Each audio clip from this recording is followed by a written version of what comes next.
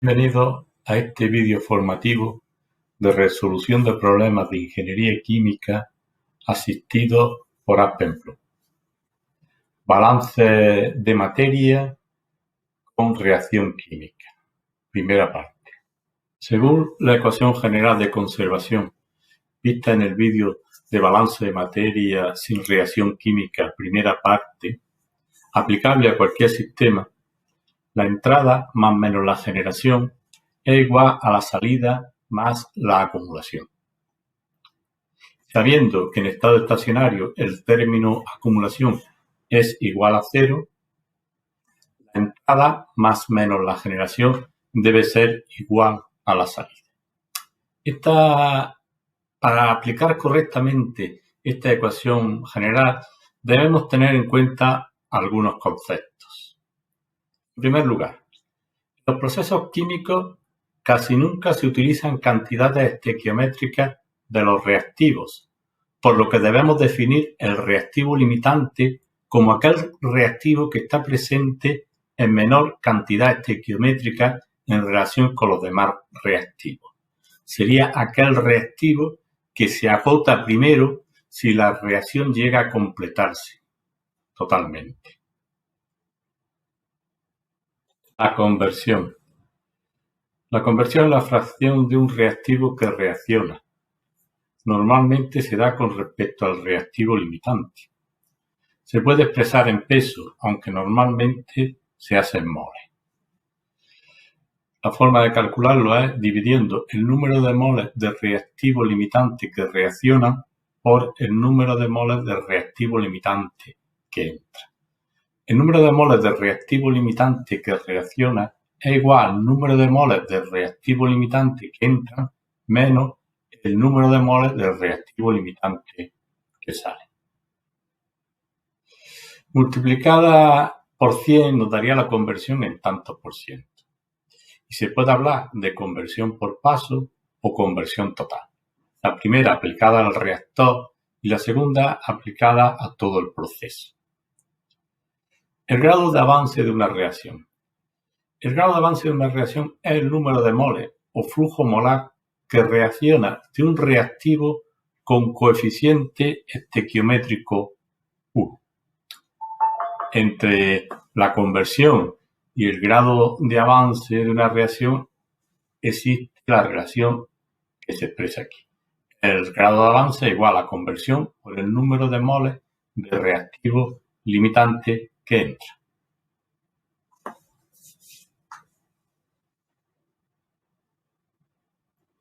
Selectividad se puede definir como el número de moles de reactivo limitante que se transforman en el producto deseado dividido por el número de moles de reactivo limitante que reacciona.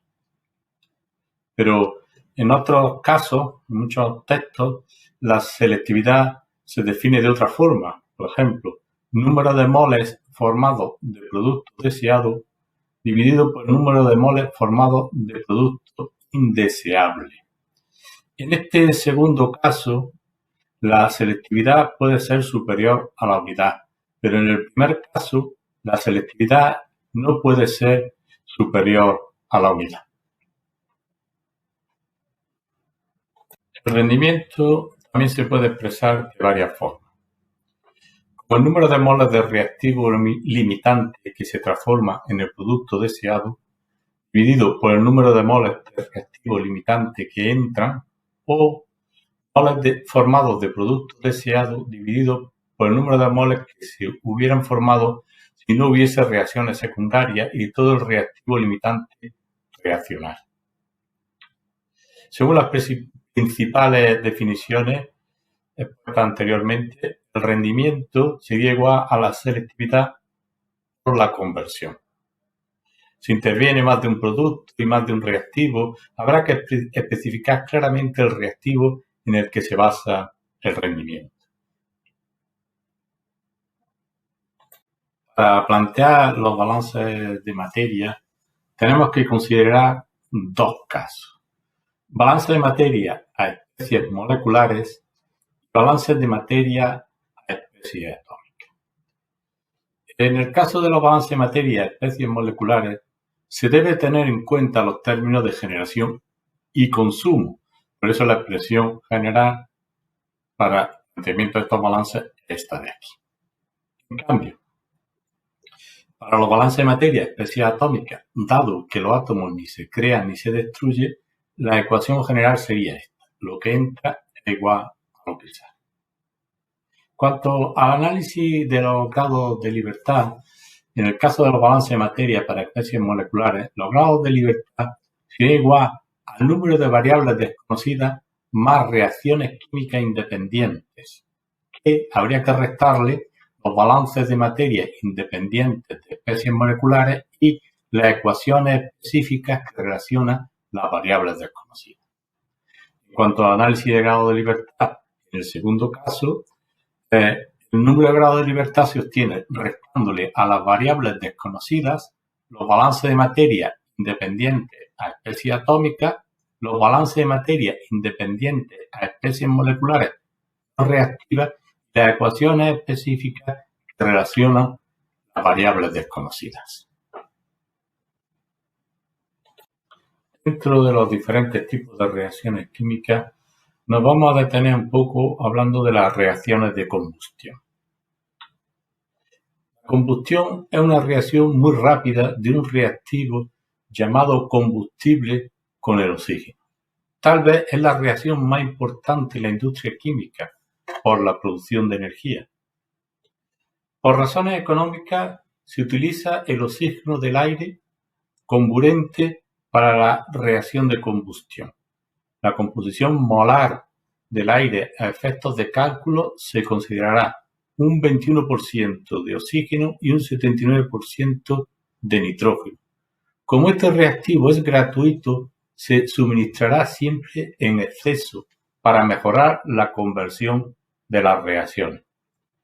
Llamaremos oxígeno teórico a la cantidad molar necesaria para llevar a cabo la combustión completa del combustible en el reactor, suponiendo que todo el carbono se oxida a dióxido de carbono y todo el hidrógeno se oxida a agua. El aire teórico será, pues, la cantidad de aire que contiene el oxígeno teórico. El aire en exceso es la cantidad de aire que se alimenta al reactor por encima del valor teórico y suele expresarse como un porcentaje de aire en exceso. Normalmente los gases emitidos en el proceso de combustión siempre contienen agua, por lo que la composición de los mismos a la salida del reactor se expresa sobre base húmeda, mientras que las técnicas comunes de análisis de gases de emisión proporcionan las composiciones sobre la base seca, sin tener en cuenta el agua. Y antes de realizar un problema de balance de materia con reacción química, vamos a recordar unas recomendaciones generales para la resolución de problemas de balance de materia. En primer lugar, leer detenidamente el problema. En segundo lugar, dibujar el diagrama de flujo del proceso, nombrando las corrientes de materia que entran y salen. En tercer lugar, indicar en las corrientes los datos correspondientes de caudal y composición según el enunciado del problema. Es recomendable expresar los caudales y composiciones en moles cuando hay transformaciones químicas. Hacer un análisis de los grados de libertad del problema para determinar si el problema tiene solución directa o es necesario tomar una base de cálculo para resolverlo. Y finalmente, una vez resuelto el problema, debe comprobarse la solución probando que las masas o caudales que entran son iguales a los que salen. Una mezcla de hidrógeno y metano se quema completamente en una caldera con aire. El análisis de los gases de la chimenea en base seca, que no incluye el vapor de agua producido durante la oxidación, es 83,4% de nitrógeno, 11,3% de oxígeno y 5,3% de dióxido de carbono. Porcentaje en volumen o molar. ¿Cuál es la relación entre el hidrógeno y el metano en la mezcla de combustible? ¿Cuál es la relación entre la mezcla de combustible el aire. Bien, pues para resolver este problema tenemos que plantear el diagrama de flujo, que en este caso sería una unidad, que podemos llamar caldera, en el que hay tres corrientes de entrada, una de hidrógeno, otra de metano y otra de aire. Y dos corrientes de salida. Vamos a suponer dos corrientes de salida. Una de los gases de combustión y otra aparte del agua. Hacemos esta suposición para simplificar el problema, ya que la composición que me da es en base seca. Y por último, aquí tenemos las transformaciones químicas que ocurren dentro de la caldera. El hidrógeno reacciona con el oxígeno para dar agua y el metano va a reaccionar con el oxígeno del aire para dar dióxido de carbono y agua. Vamos a resolver este problema de dos formas: mediante balance de materia a átomos y mediante balance de materia a moléculas. Empezamos haciendo balance de materia a átomos o agrupaciones atómicas indivisibles. En este caso se cumple, ya que los átomos son indivisibles e indestructibles, que lo que entra debe ser igual a lo que sale. En nuestro caso tenemos 5 variables incógnitas de caudal y 4 átomos diferentes, que sería el carbono, el hidrógeno, el oxígeno y el nitrógeno. Por lo que podremos plantear 4 ecuaciones linealmente independientes. Por tanto, hay un grado de libertad y tendremos que utilizar una base de cálculo. Empezamos planteando las ecuaciones. Para el balance del carbono, planteamos la ecuación de que el número de moles de carbono que entran por la corriente B debe ser igual al número de moles de carbono que sale por la corriente E, ya que el carbono solamente sale por la corriente E. Entonces, por la corriente E sale un 5% de la misma y se expresa de esta forma. Balance a 2 átomos de hidrógeno. Podríamos plantearle también el balance a un solo átomo de hidrógeno, pero vamos a planteárselo a 2 átomos de hidrógeno. Entra por A 2 átomos, entra por B, entran 4 átomos, luego pondremos 2B y luego ya no entra nada más y sale por D. Balance de materia a 2 átomos de oxígeno. Bueno, pues oxígeno entra por C, un 21%, y sale por D, un medio de D, ya que solamente sale un átomo, y estamos haciendo el balance a la agrupación de 2 átomos, y sale el 11,3% de E y el 5,3% de E, que lo hemos agrupado. Balance de materia a los átomos de nitrógeno. Bueno, pues entra el nitrógeno solamente por la corriente C, un 79%, y solamente sale por la corriente E, un 83,4%. Se expresa de esta manera. Tenemos que elegir una base de cálculo. Y en este caso vamos a elegir como base de cálculo la corriente E, a la que le vamos a dar el valor de 100 moles por hora. Elegimos esta base de cálculo porque es la variable que más se repite en nuestras ecuaciones. Y al darle un valor, pues esto nos va a facilitar el cálculo. Una vez resuelto el problema, podemos dar las opciones. Porque, claro, si sé el valor de E de la primera ecuación, puedo hallar B, que es lo primero que hallo. Y de la cuarta ecuación, sabiendo E, puedo hallar C. Una vez que sé E y C de esta ecuación, de la tercera, sabiendo E y C, se puede hallar D. Y por último, de la segunda, hallaría A. Luego esta sería la secuencia. Realmente a mí lo que me piden es las relaciones de la mezcla de combustibles y la relación del combustible-aire. Por eso lo que me están pidiendo es el caudal de A partido por el caudal de B, que es 0,102, y la relación entre A más B, la mezcla de combustible, por la de aire, C, que es 0,055. Estos valores son independientes de la base de cálculo que se haya elegido. No estos, que estos sí van a depender del valor que yo le dé a la base de cálculo.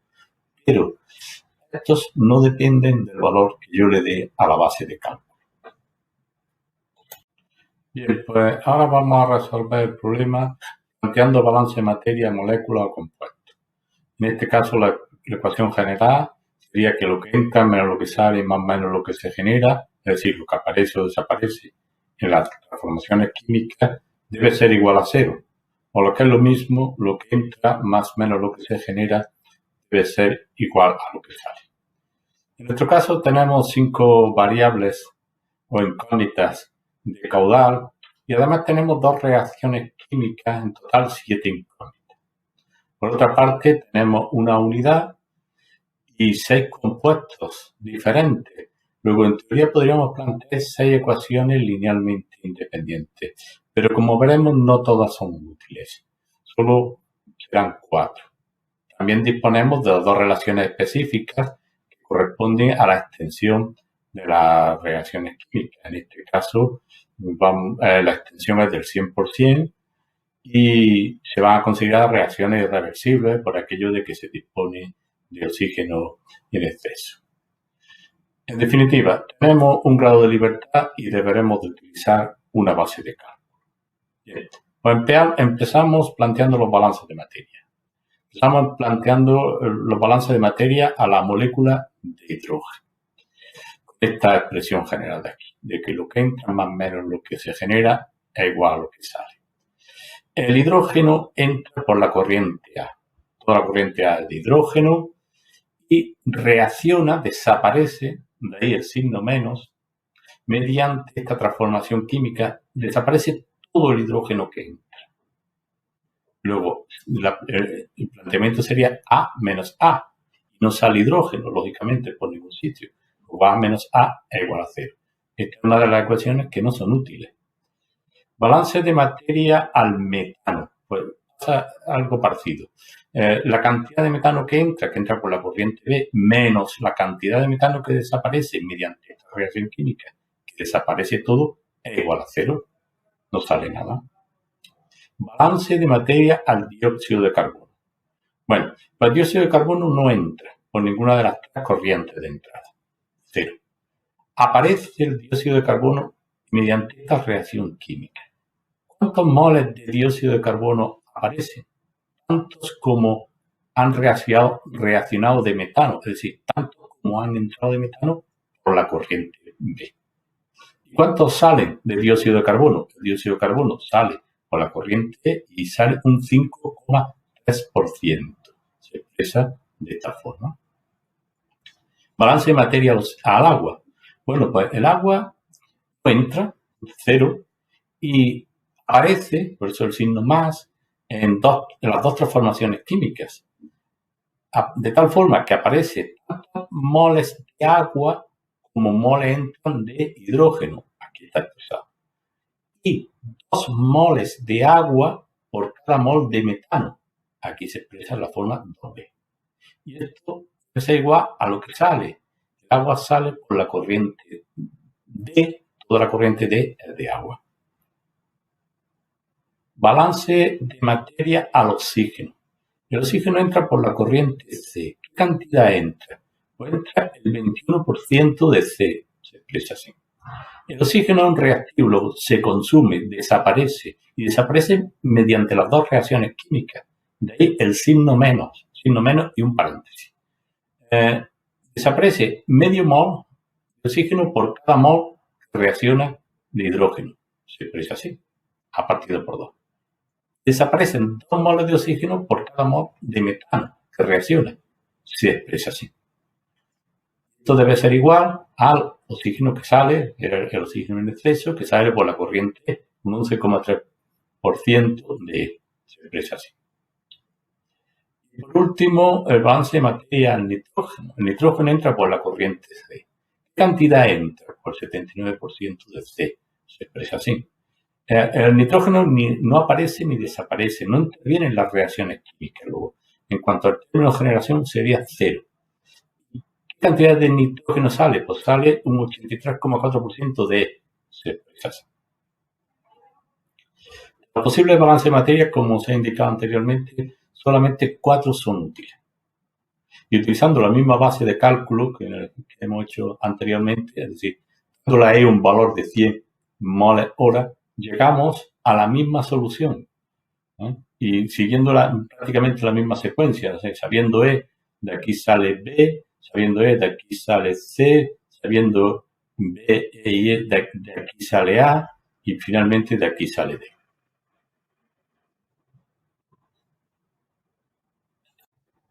Y ahora vamos a resolver el problema utilizando el simulador de procesos AspenBlue.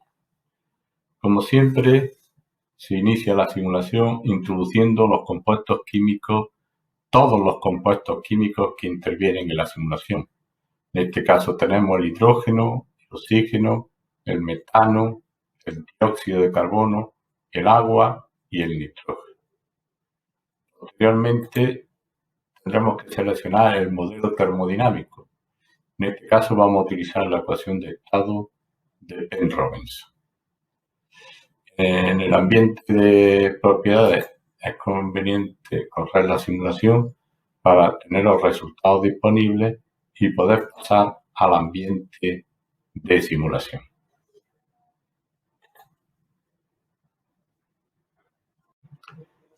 Para simular el problema, nosotros vamos a utilizar dos bloques. Un reactor estequiométrico, este de aquí, R-Stoich, y un separador ideal, este de aquí, con objeto de distinguir claramente las tres corrientes que entran a la caldera y las dos corrientes que salen.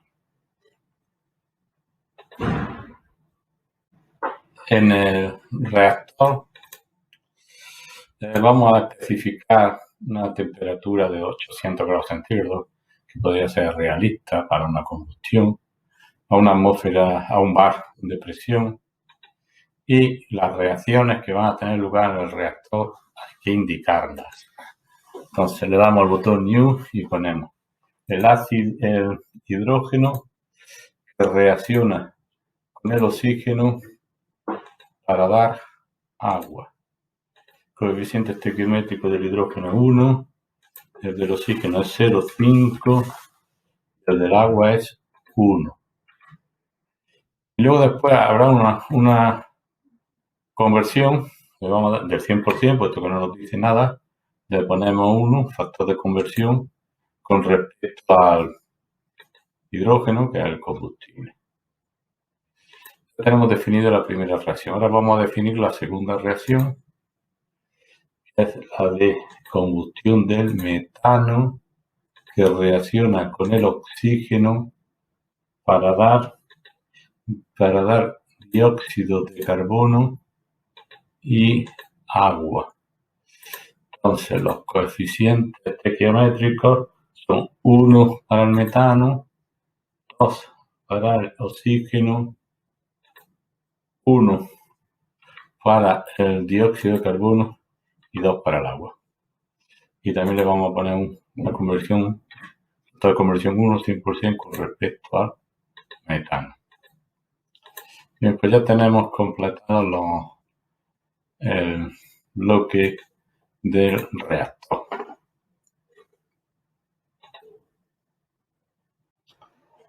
En el bloque del separador ideal, simplemente vamos a indicarle que por la corriente D va todo el agua y 0 del resto de los componentes. Corremos la simulación y ya tenemos los resultados disponibles. Bien, pero tenemos que ajustar las composiciones de las corrientes de de salida, perdón, y eso lo hacemos con dos diseños de especificaciones. Ponemos un diseño de especificaciones para la concentración de dióxido de carbono en la corriente E, que le hemos llamado con la variable X CO2, una variable de tipo fracción molar de componente dióxido de carbono por la corriente E, que queremos que vaya el 5,3%. Aquí se lo indicamos. Para conseguir esto, vamos a modificar el caudal de la corriente B que habíamos supuesto anteriormente. Y otro diseño de especificaciones para ajustar la composición de nitrógeno por la corriente E, que debe ser del 83,4%, y eso lo vamos a conseguir variando el caudal de la corriente C.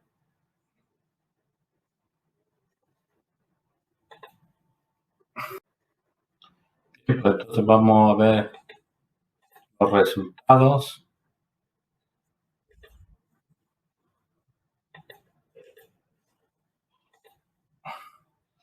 Vamos a poner aquí todas las corrientes A, D,